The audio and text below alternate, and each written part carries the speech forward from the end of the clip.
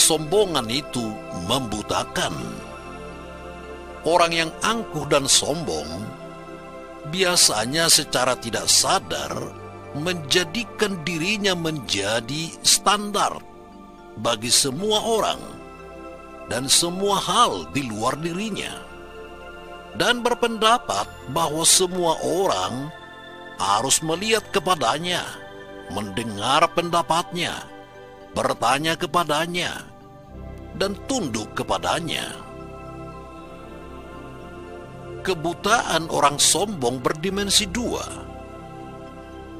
Dia tidak dapat dan tidak mampu melihat kekurangan-kekurangannya, dan sekaligus tidak dapat dan tidak mampu melihat kelebihan orang lain.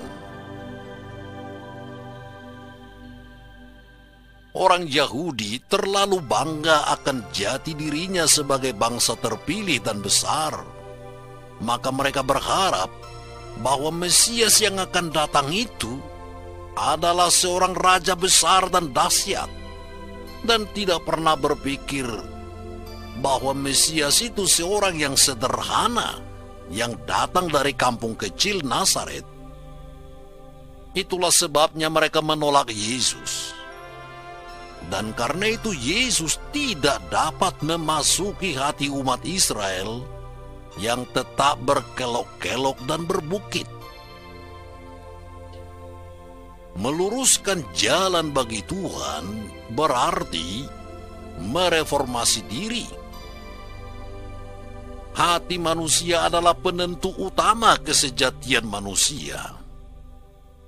Hati yang berkelok-kelok, hati yang berbukit-bukit, hati yang penuh dengan semak belukar dan duri adalah hati yang tidak bakal dimasuki Tuhan. Sebab di dalam hati yang demikian, manusia telah memasukkan dirinya yang angkuh, yang sombong, tidak membutuhkan orang lain, hati yang meremehkan sesamanya. Dunia modern sekarang ini, saudara-saudari, adalah simbol paling tepat dari hati yang berkelok-kelok dan berbukit-bukit. Karena manusia mengisi hatinya dengan segala macam keduniawian dan mengganti ruang rohani yang ada menjadi gudang penyimpanan segala macam stok yang mendongkrak keangkuhan manusia. Manusia yang angkuh tidak lagi membutuhkan Tuhan. Kemajuan ilmu pengetahuan dan teknologi telah menyeret banyak orang modern menjadi sombong, karena mereka mampu mengatur dan mengelola hidupnya. Orang modern menjadi sulit percaya pada orang lain, apalagi percaya pada yang ilahi.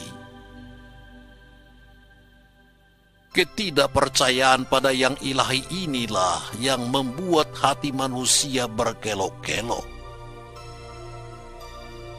Untuk meluruskannya, orang perlu pergi ke gurun hatinya dan di sana menyepi sambil merenungkan hakikat dan jati dirinya. Terlalu sibuk dengan dunia akan membuat manusia sungguh-sungguh terasing dari Tuhan. Dan orang yang terasing dari yang ilahi pasti akan sulit mengalami kebahagiaan hidup.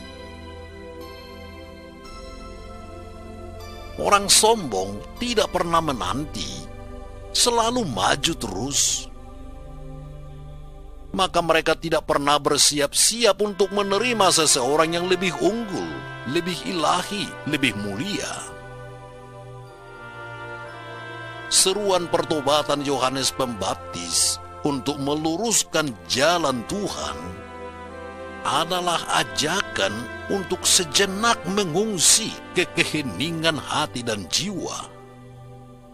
Itulah seruan untuk mengosongkan hati dan pikiran dari hal-hal duniawi, agar Sang Ilahi dapat masuk ke dalamnya. Yang ilahi itu dapat ditemukan dalam keheningan jiwa dan batin, dan tidak dalam hiruk-pikuk keduniaan. Lalu saudara-saudari, mengapa kita tidak mau menanti? Seperti penduduk desa yang secara emosional ingin melihat dan menyentuh pejabat yang mereka kagumi.